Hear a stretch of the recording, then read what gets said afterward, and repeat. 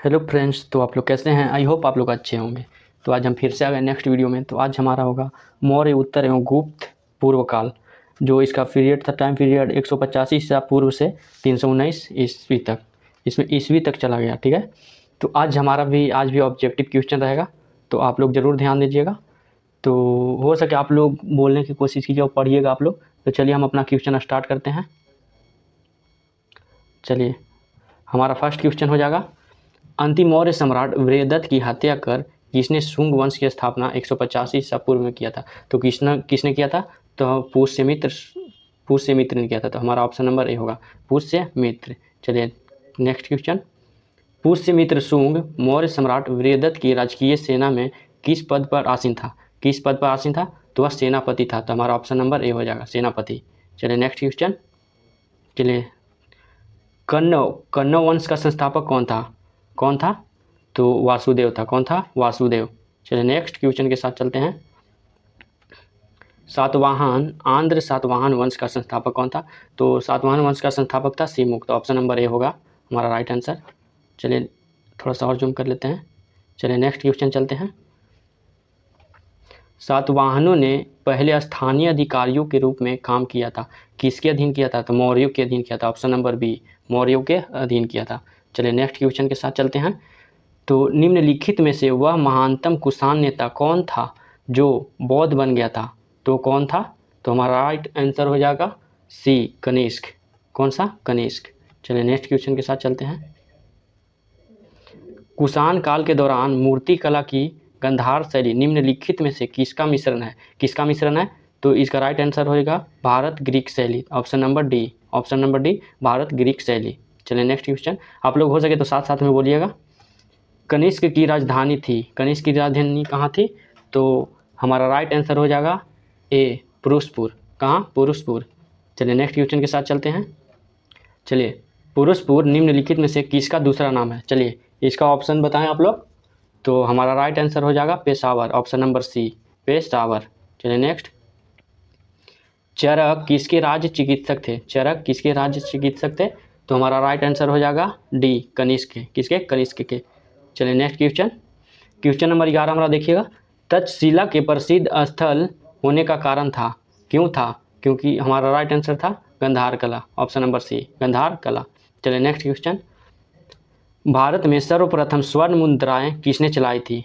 भारत में सर्वप्रथम मुद्रा किसने चलाया था? तो इंडो बैक्टीरियन चलाया था। कौन? इंडो बैक्टीरियन चलाया था। चलो नेक्स्ट क्वेश्चन, किस संग्रहालय में कुषाण कालीन मूर्तियों का संग्रह अधिक मात्रा में है? कहाँ है? कौन से संग्रहालय में? तो ये मथुरा संग्रहालय में है। कहाँ? मथुरा संग्रहालय। तो हमारा option number A right answer होगा। चलिए नेक्स्ट क्वेश्चन देखते हैं, निम्नलिखित में से किसने सोने के सर्वाधिक शुद्ध सिक्के जारी किए हैं? किसने जारी किए हैं? तो हमारा राइट आंसर हो जाएगा ऑप्शन नंबर ए, कुषाणों ने। किसने? कुषाण ने। चलिए नेक्स्ट क्वेश्चन के साथ चलते हैं, तो आप लोग को सेशन अच्छा लग रहा होगा तो चैनल को लाइक और सब्सक्राइब जरूर करें, और हो सके तो शेयर भी ज़रूर करें, जिससे और लोग को इससे फ़ायदा हो। चलिए नेक्स्ट क्वेश्चन के साथ हम चलते हैं, हमारा क्वेश्चन नंबर 15, सातवाहनों के समय में मुद्रा सर्वाधिक किस धातु के बने थे? किस धातु के? तो सातवाहनों के समय शीशा के बने थे। तो हमारा ऑप्शन नंबर ए होगा आंसर।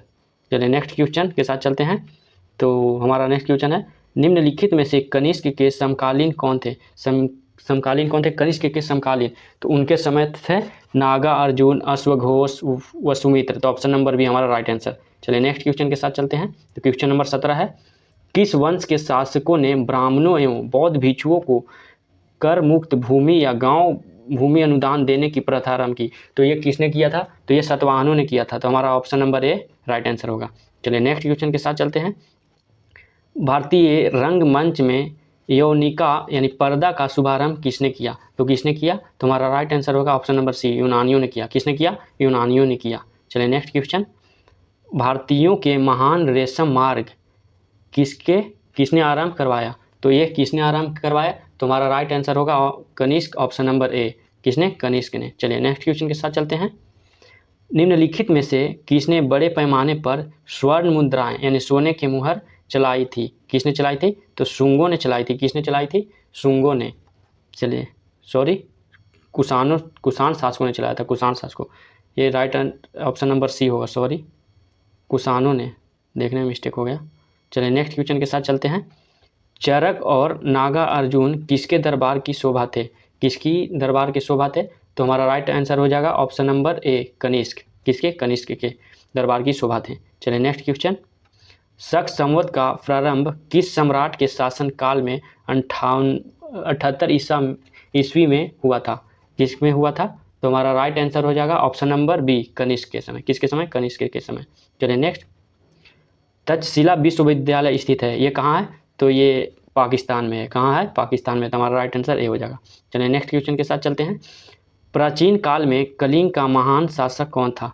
तो कहाँ कलिंग का कौन था? तो खारवेल था। कौन था? खारवेल। तो option number C right answer. चलिए नेक्स्ट क्वेश्चन। कुषाण काल में सबसे अधिक विकास किस क्षेत्र में हुआ था? तो हमारा राइट आंसर होगा वास्तुकला, ऑप्शन नंबर डी, वास्तुकला। चलिए नेक्स्ट। सातवाहनों ने आरंभिक दिनों में अपना शासन कहाँ शुरू किया था? तो आरंभिक में इसने आंध्र में किया था। कहाँ? आंध्र में। इसके पहले वो महाराष्ट्र के प्रतिष्ठान में हुआ था, उसका राजधानी था। चलिए नेक्स्ट।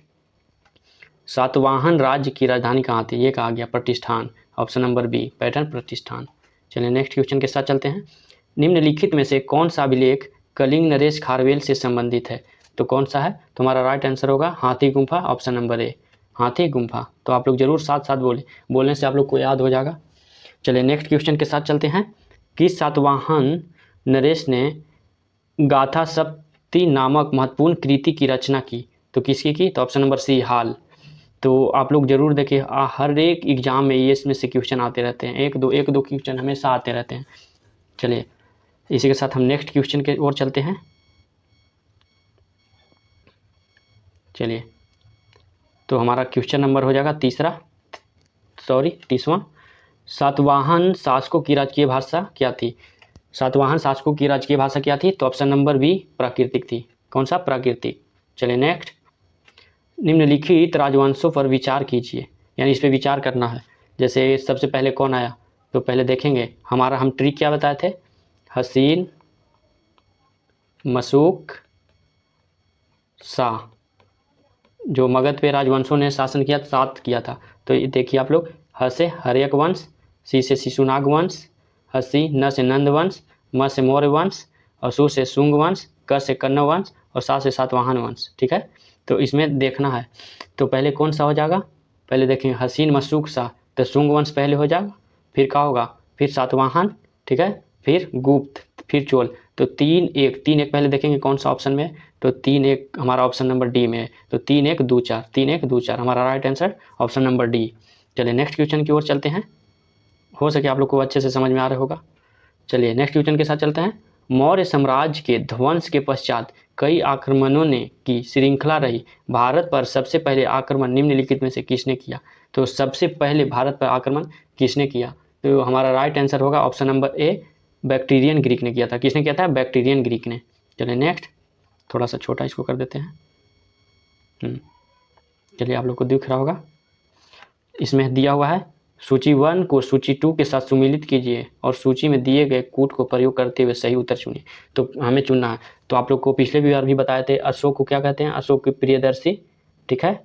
और कनिष्क और ऑप्शन नंबर बी देखेंगे तो कनिष्क को क्या कहते हैं? देवपुत्र। क्या कहते हैं? देवपुत्र। और खारवेल को कहते हैं खारवेल को कलिंग चक्रवर्ती, और कुमारगुप्त को महेंद्र द्वितीय। तो हमारा देखेंगे ए का 5 किसमें है? तो बी और डी में। ए का 5, बी का 4, ठीक है, और सी का 2 और डी का 3। तो हमारा option number D right answer होगा। क्या? हमारा ऑप्शन नंबर डी होगा राइट आंसर। चलिए नेक्स्ट क्वेश्चन के साथ चलते हैं। चलिए, विक्रम संवत कब से प्रारंभ हुआ? विक्रम संवत कब से प्रारंभ हुआ? तो विक्रम संवत 58 ईसा पूर्व से। कब से? 58 ईसा पूर्व से स्टार्ट हुआ। चलिए नेक्स्ट क्वेश्चन। चलिए यहाँ भी हमारा मिलाने वाला आ गया। चलिए तो मिलाते हैं। तो चलिए हम मिलाते हैं। देखिए विक्रम संवत, ठीक है, विक्रम संवत। तो विक्रम संवत आप लोग को मालूम हुआ 58 ईसा पूर्व में स्टार्ट हुआ, ठीक है। और शक संवत 78 ईसा पूर्व में स्टार्ट हुआ, ठीक है। और गुप्त संवत कब हुआ? तो गुप्त संवत 320 में हुआ। कब? 320 में। और कली संवत हुआ 3102 में। तो हमारा देखेंगे ए का 4, ए का 4 किस में है, सी और डी में, 1 का 4 और 2 का 3, 2 का 3 बी में। तो हमारा right answer option number D हो जाएगा। क्या, हमारा option number D right answer. चलिए नेक्स्ट क्वेश्चन के साथ चलते हैं। बहुत लोग इसमें थोड़ा सा गड़बड़ा जाते हैं। चलिए देखिएगा, मौर्य के बाद दक्षिण भारत में सबसे प्रभावशाली राज्य था, कौन था? तो दक्षिण भारत में यानी आंध्र में सातवाहनों का, option number A right answer. चलिए नेक्स्ट क्वेश्चन के साथ चलते हैं।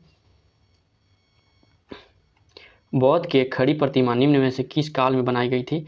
तो किस काल में बनाई गई थी? तो कुषाण काल, हमारा ऑप्शन नंबर बी कुषाण काल में बनाई गई थी। चलिए नेक्स्ट क्वेश्चन, शुंग वंश के बाद किस वंश ने भारत पर राज किया? यानी शुंग वंश के, तो फिर से यहाँ पे हमारा ट्रिक यूज हो सकता है, हसीन मशूक शाह, हसीन मशूक शाह, हसे हर्यक वंश, शशि से शिशुनाग वंश, न से नंद वंश, म से मौर्य वंश, हसीन मशूक यानी शुंग वंश के बाद शुक क से कण्व वंश। तो हमारा राइट आंसर हो जाएगा ऑप्शन नंबर सी कण्व वंश। चलिए नेक्स्ट क्वेश्चन के साथ चलते हैं। किस चीनी जनरल ने कनिष्क को हराया था? किसने हराया था? तो पेन चाओ ने हराया था। तो ऑप्शन नंबर ए हो जाएगा। चलिए नेक्स्ट क्वेश्चन के साथ चलते हैं। उत्तरी तथा उत्तरी पश्चिम भारत में सर्वाधिक संख्या में तांबे के सिक्कों को जारी किया था, किसने जारी किया था? तो हमारा राइट आंसर हो जाएगा ऑप्शन नंबर बी कुषाणों ने। किसने किया था? कुषाणों ने। चलिए नेक्स्ट क्वेश्चन के साथ चलते हैं। 41 नंबर, कथन ए क्या कह रहा है? कुषाण फारस की खाड़ी और लाल सागर से होकर व्यापार करते थे।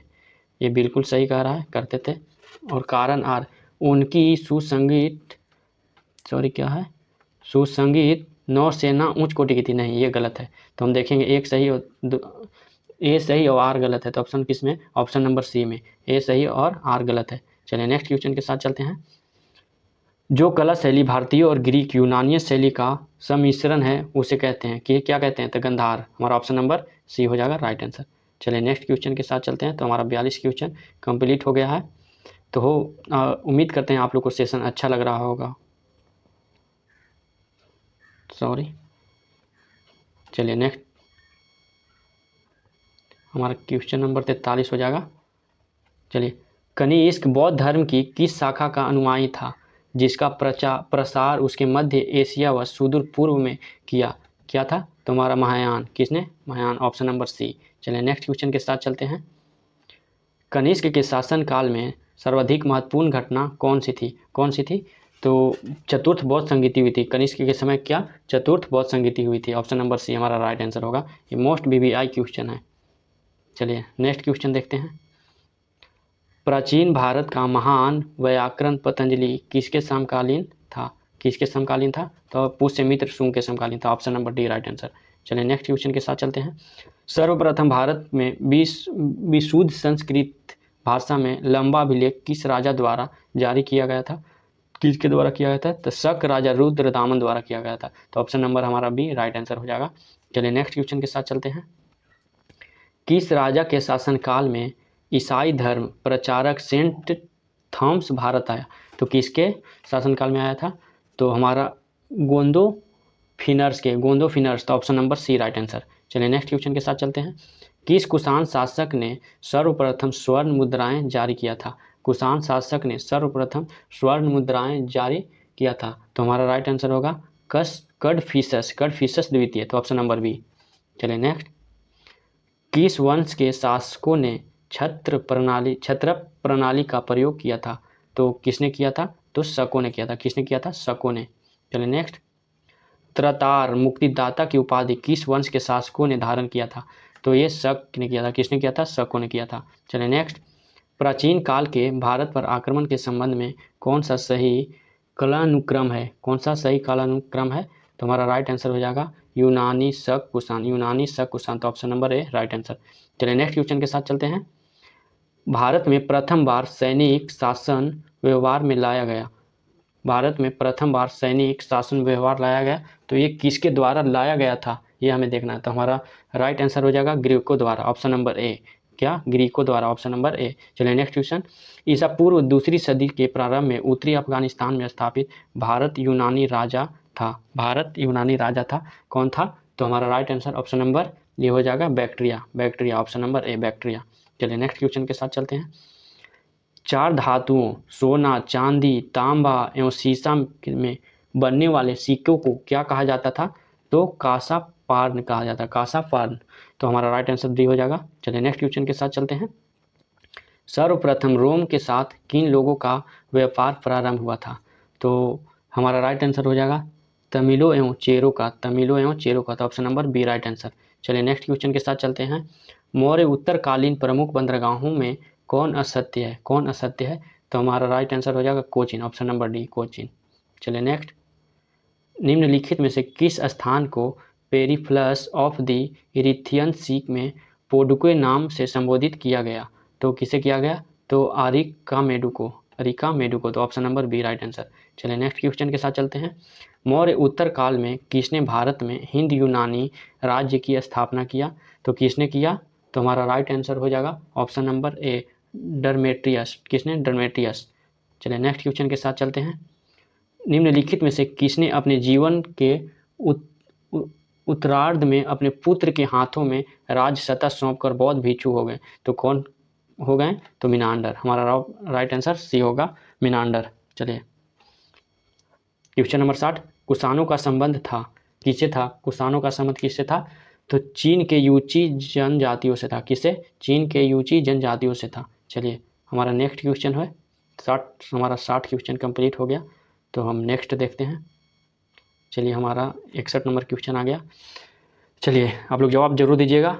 निम्नलिखित में से कौन कनिष्क के बौद्ध होने के लिए उत्तरदायी था, कौन था, तो हमारा राइट आंसर होगा ऑप्शन नंबर बी अश्वघोष, अश्वघोष। चलिए नेक्स्ट, चलिए यहाँ पे मिलान करना है, सूची 1 को सूची 2 से मिलान कीजिए।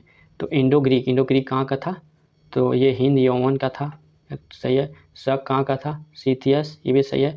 और पार्थव यानी पहलो, तो 1 2 3, 1 2 3 कहाँ है, तो हमारा right answer option number A हो जाएगा 1 2 3। चलिए नेक्स्ट, चलिए फिर से हमारा मिलान करने वाला आ गया। तो सूची 1 को सूची 2 से सुमिलित कीजिए। तो सुंग वंश की राजधानी कहाँ थी, विदिशा, सही बात। चेदी का कलिंग था, सातवाहन का प्रतिष्ठान था, कुषाणों का पुरुषपुर जो पेशावर कहते हैं। चलिए 1 2 3 4, 1 2 3 4 की हैं, तो ऑप्शन नंबर ए, तो हमारा option number A right answer होगा। चलिए नेक्स्ट क्वेश्चन के साथ चलते हैं।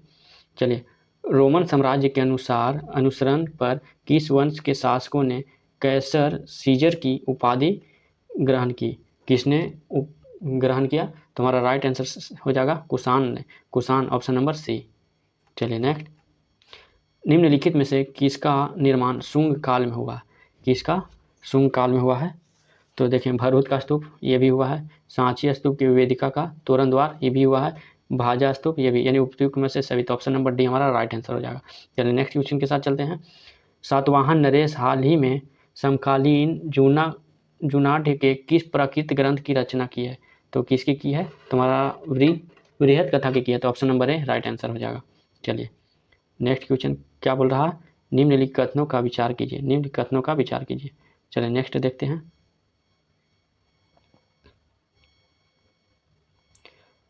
तो वहाँ नीचे हमारा ऑप्शन था, यहाँ विचार करना है। तो चलिए देखते हैं।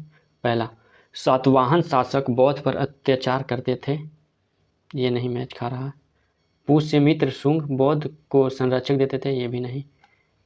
और बोध गया में शक सांक ने बोधि वृक्ष को काट दिया था, ये हमारा सही होगा। तो देखेंगे ऑप्शन नंबर केवल 3 किस में है, तो ऑप्शन नंबर डी में है, तो हमारा राइट आंसर हो जाएगा। चलिए नेक्स्ट क्वेश्चन के साथ चलते हैं। प्राचीन भारत में निम्न में से किस एक को नियमित रूप से सोने के सिक्के चलाए, किसने चलाए थे, तो हमारा राइट आंसर हो जाएगा ऑप्शन नंबर सी कुषाण ने। किसने, कुषाणों ने। सिक्कों के बारे में जो भी थे अधिकतर कुषाणों ने चलाया था। चलिए, कलिंग नरेश खारवेल किस वंश से संबंधित हैं, किस वंश से संबंधित है, तो हमारा राइट आंसर हो जाएगा ऑप्शन नंबर है चेदी वंश से संबंधित है। किसे, चेदी वंश से संबंधित है। चलिए क्वेश्चन नंबर 70 है, निम्नलिखित में से किस अभिलेख में चंद्रगुप्त मौर्य और अशोक दोनों का उल्लेख किया गया है, तो हम ऑप्शन पढ़ेंगे। गौतमी पुत्र सतकर्णी का नासिक अभिलेख, महाक्षत्रपति रुद्रदामन का जूनागढ़ अभिलेख, और अशोक का गिरनार अभिलेख, और स्कंदगुप्त। तो हमारा राइट आंसर होगा ऑप्शन नंबर महाक्षत्रप रुद्रदामन के जूनागढ़ अभिलेख। चलिए नेक्स्ट, प्राचीन भारत में देश की अर्थव्यवस्था के अत्यंत महत्वपूर्ण भूमिका निभाने वाली श्रेणी संगठन के संदर्भ में निम्नलिखित में से कौन सा कथन सही है, कौन सा कथन सही है, तो हम देखेंगे। पहला, प्रत्येक श्रेणी राज्य की एक केंद्रीय प्राधिकरण के साथ पंजीकृत होती थी और प्रशासनिक स्तर पर राजा उनका प्रमुख होता था। नहीं, ये गलत है। श्रेणी ही वेतन काम करने के नियमों पर मानकों और कीमतों की सुरक्षित करती थी, ये सही बोल रहा। और श्रेणी का अपने सदस्यों पर न्यायिक अधिकार होता था, ये भी सही है।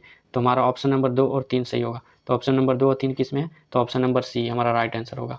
Option number C right answer. चलिए नेक्स्ट देखते हैं। रबातक अभिलेख के संदर्भ में निम्नलिखित में से कौन सा कथन सही है? कौन सा कथन सही है? तो हम ऑप्शन देखते हैं। ऑप्शन नंबर ए, कनिष्क और डफीस शासकों के बीच संबंध स्पष्ट करने के लिए। और नेक्स्ट देखते हैं, अंतिम 3 मौर्य शासकों के बारे में नई जानकारी देने के लिए, प्रारंभिक तमिल इतिहास के तटीय व्यापार का वर्णन करने के लिए, विष्णु पूजा के प्रारंभिक रूप। ये भी गलत है, ये भी गलत है, ये भी गलत है। तो हमारा right answer option number A हो जाएगा। तो यहाँ पे आज हमारा सेवा समाप्त होता है। तो आई होप आप लोग को सेशन अच्छा लगा होगा। अगर सेशन अच्छा लगा तो आप लोग चैनल को सब्सक्राइब जरूर करें और साथ चैनल को लाइक करें और शेयर भी ज़रूर करें। अगर हमसे कोई भी त्रुटि हो इसके लिए सॉरी, और आप लोग ज़रूर बताएं हमसे क्या गलती हो रहा है क्या नहीं हो रहा है। तो चलिए फिर मिलते हैं नेक्स्ट वीडियो में। आज के लिए इतना ही। जय हिंद।